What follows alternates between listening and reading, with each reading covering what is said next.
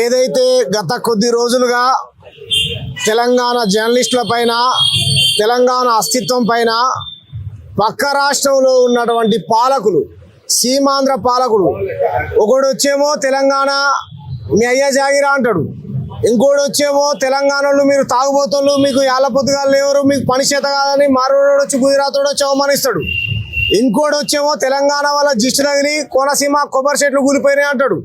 ఇంకోటి వచ్చేమో మా ఆంధ్ర వాళ్ళ ఆస్తులు హైదరాబాద్లో ఉన్నాయి, మీరు కొనగలుగుతారా, మీ మీ దగ్గర అంత ధనధాన్యాలు ఉన్నాయారా అని మనం ఒక బికార్ గారిలాగా మనల్ని అవమానిస్తాడు.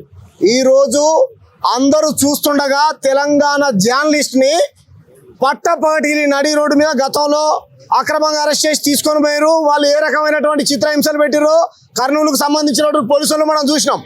చంద్రబాబు నాయుడు అనేటువంటి ఒక నరహంతక రాక్షసుడు గతంలో తెలంగాణలో ఉద్యమకారులని చెప్పబడేటువంటి ఎవరైతే మనకు ఆదర్శంగా నిలబెట్టేటువంటి వ్యక్తులు ఉన్నారో, బెల్లి లలితక్క కావచ్చు, గద్దరన్న కావచ్చు, మారోజు వీరన్న కావచ్చు, వాళ్ళ మీద కాల్పులు చేసినటువంటి ఈ నరహంతక చంద్రబాబు నాయుడు నిన్న కాక మనం చూసినాం. ఎక్కడ మన కృష్ణలంక పోలీస్ స్టేషన్లో ఒక సిఐ గాదె సాయి కృష్ణ అనేటువంటి ఒక అమాయకుడిని కొట్టి చంపేసిండు. అదే విధంగా ఎవరైతే కేవీఆర్ అనేటువంటి తెలంగాణ జర్నలిస్ట్ ఉన్నాడో ఆయనను తీసుకొని పోయి చంపుతారయ్యా, ఎక్కడికి తీసుకోబోతుర్రు ఏందని అని వాళ్ళ భార్య పోలీసులను అడిగేటువంటి ప్రయత్నం చేస్తే, ఎంత మీకు సిగ్గు లేదారా, మీకు అక్క చెల్లెలు లేరారా, మీరు నిజంగా పోలీసులు అయితే, మీరు లా అండ్ ఆర్డర్ని కాపాడేటువంటి పోలీసు అయితే, మీ ఇంట్లో మీకు భార్య ఉంటుంది, మీ ఇంట్లో మీకు అక్క ఉంటుంది, మీ చెల్లి ఉంటుంది కదా, తన ఒంటి పైన చేతులు ఎలా వేస్తారు మీరు సిఐ గారు చెప్పండి. ఎవడైతే ఆ బొబ్బిలి సిఐ ఉన్నాడో ఆ ఒంటి పైన చేయాలా వేస్తావు నువ్వు? చంద్రబాబు నాయుడు, పవన్ కళ్యాణ్ మీ దృష్టికి ఈ విషయం వస్తే కనుక మీరు వాళ్ళని సస్పెండ్ చేయండి, ఆ కేవీఆర్ని వెంటనే రిలీజ్ చేయండి. ఆయన అన్నటువంటి మాట ఏంది? ఎవరన్నా చంపిండా, ఎవరన్నా పొడిచిండా, ఏ చెల్లెని కానీ ఏ అక్కని కానీ మానభంగం చేసిండా? ఏం చేసిండు?